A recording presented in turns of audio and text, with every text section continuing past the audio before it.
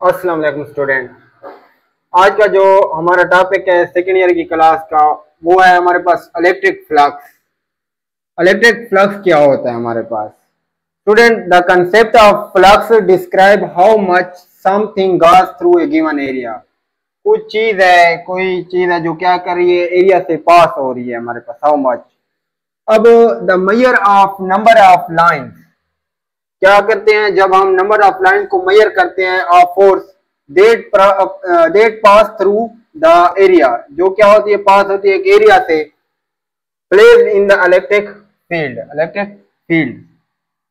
हमारे पास एक एरिया है जिसमें इलेक्ट्रिक फील्ड लाइन क्या होती है, पास होती है हमारे पास। Number of electric field line passing through area is called electric flux. उसको हम क्या कहते हैं, इलेक्ट्रिक फ्लक्स कहते हैं हमारे पास। अब electric flux is denoted by, हम इलेक्ट्रिक फ्लक्स को साई ई से हम क्या करते हैं, रिप्रेजेंट करते हैं, डिनोट करते हैं। और इसका फॉर्मूला है हमारे पास साई इज इक्वल टू ई, यानी कि इलेक्ट्रिक फील्ड लाइंस और vector area, dot vector area. यहाँ पे डॉट को हटाते हैं तो हम cos थीटा यूज करते हैं, तो हमारे पास psi E is equal to E A cos theta. अब इसके बाद आ जाते हैं हमारे पास कि हम ये किस किस चीज के ऊपर डिपेंड करता है। ये हमारे पास सरफेस एरिया के ऊपर डिपेंड करता है। इलेक्ट्रिक फील्ड इंटेंसिटी, यानी कि इलेक्ट्रिक फील्ड लाइंस कितने हैं हमारे पास, उसकी शिद्दत के ऊपर डिपेंड करता है। और उसके बाद द ओरिएंटेशन ऑफ सरफेस, यानी कि सरफेस की ओरिएंटेशन पे भी डिपेंड करता है। इट मीन कि वो एंगल के ऊपर भी डिपेंड करता है हमारे पास। तो फॉर्मूले में नजर आ रहा है हमारे पास, देखें किस किस चीज के ऊपर, एरिया के ऊपर, इंटेंसिटी के ऊपर और एंगल के ऊपर, इन चीजों के ऊपर डिपेंड करता है हमारे पास इलेक्ट्रिक फ्लक्स। अब इलेक्ट्रिक फ्लक्स हमारे पास देखें, यहाँ पे मैंने एक डायग्राम बनाया हुआ है। इस डायग्राम में देखें ये हमारे पास क्या है, एरिया है, सरफेस एरिया। और ये जो ए और ऊपर इसके वेक्टर लगा हुआ है, ये वेक्टर एरिया है हमारे पास, जो हमारे पास always normal to the surface. क्या होता है, हमेशा नॉर्मल होता है सरफेस की हमारे पास, यानी कि परपेंडिकुलर होता है सरफेस से। देखिए ये हमारे पास क्या है, परपेंडिकुलर है सरफेस की हमारे पास। अगर हमारे पास सरफेस इस फॉर्म में है तो ये इसके ऊपर इस तरह आ जाता है हमारे पास। ये क्या होता है, नॉर्मल होता है हमारे पास वेक्टर एरिया। ये एन क्या है, यूनिट वेक्टर है हमारे पास। अब नीचे देखें तो फिर ये हमारे पास क्या है, वेक्टर एरिया है। और ये एरिया जस्ट सरफेस एरिया है, और ये एन यूनिट वेक्टर है हमारे पास। अब नीचे यहाँ पे एक डायग्राम बना गया है हमारे पास, दो डायग्राम मैंने बनाया है।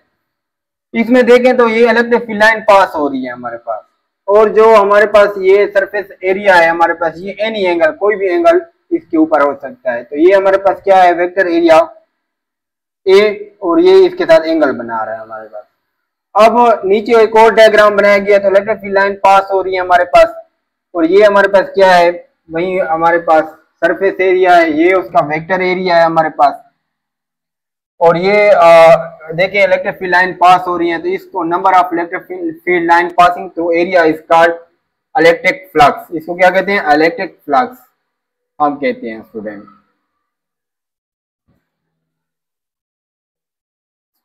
देखें हमारे पास मैक्सिमम फ्लक्स कब होता है और हमारे पास मिनिमम फ्लक्स या जीरो फ्लक्स कब होता है।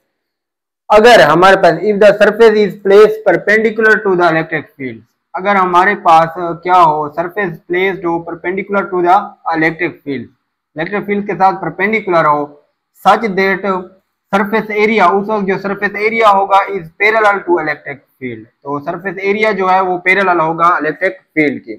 Then the maximum electric line of force will pass, तो maximum electric field line pass होंगी through the surface as show in figure. अब देखें ये हमारे पास क्या है, इलेक्ट्रिक फील्ड लाइंस हैं, ये हमारे पास क्या है, सरफेस एरिया है। अब ये क्या है कि हमारे पास परपेंडिकुलर है, फील्ड लाइन ऐसे आ रही है हमारे पास, और ये एरिया ऐसे परपेंडिकुलर है। तो अब देखें ये जो वेक्टर एरिया है ये पैरेलल है फिर हमारे पास किसके साथ, इलेक्ट्रिक फील्ड लाइन के साथ। इलेक्ट्रिक फील्ड लाइन के साथ क्या है, पैरेलल है। तो जब पैरेलल होता है तो एंगल क्या होता है, जीरो होता है।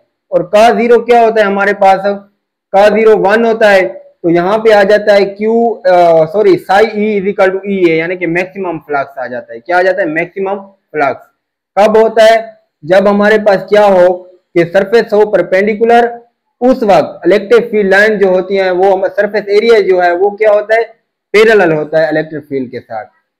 क्या आता है, सरफेस एरिया पैरेलल होता है, लेकिन जो सरफेस है ना वो परपेंडिकुलर होती है, ये याद रखना है स्टूडेंट। उस वक्त मैक्सिमम फ्लक्स होगा। इसके बाद हम आ जाते हैं इस बोर्ड के ऊपर, देखें जीरो फ्लक्स कब होता है हमारे पास, if the surface is place पर पैरेलल, अगर सरफेस क्या हो हमारे पास, पैरेलल हो, प्लेस हो टू द इलेक्ट्रिक फील्ड, किसके साथ, इलेक्ट्रिक फील्ड के साथ, such that the surface area, उस वक्त जो सरफेस एरिया है वो क्या होगा, is normal to electric field. Normal का क्या मतलब होता है, परपेंडिकुलर होते हैं हमारे पास। अब हमारे पास अगर फॉर एग्जाम्पल ये हमारे पास क्या है, सरफेस एरिया है हमारे पास, अब ये जो लाइंस हैं ये हमारे पास क्या है, अब इस तरह समझो कि ये इसके साथ क्या है, पैरेलल है, क्या है हमारे पास, फील्ड लाइन के साथ क्या है, पैरेलल है। तो जो सरफेस एरिया के साथ इसका एंगल बनेगा वो हमारे पास क्या होगा, हमारे पास 90 का होगा, नॉर्मल होगा। ये क्योंकि सरफेस एरिया जो होता है हमारे पास, या जिसको वेक्टर एरिया भी कह सकते हैं, वो उसकी डायरेक्शन क्या होती है, नॉर्मल होती है, यानी कि सरफेस के नॉर्मल होती है। तो अब इधर देखें, ये सरफेस एरिया या वेक्टर एरिया ए है, ये लाइनेज है और ये सरफेस है। अब देखें कितना एंगल बन रहा है, 90 का। तो अब अगर हम cos 90 पुट करते हैं तो cos 90 जीरो होता है हमारे पास, तो ये जीरो हो जाएगा, तो इलेक्ट्रिक फ्लक्स क्या हो जाएगा हमारे पास, जीरो हो जाएगा। इलेक्ट्रिक फ्लक्स क्या हो जाएगा, जीरो।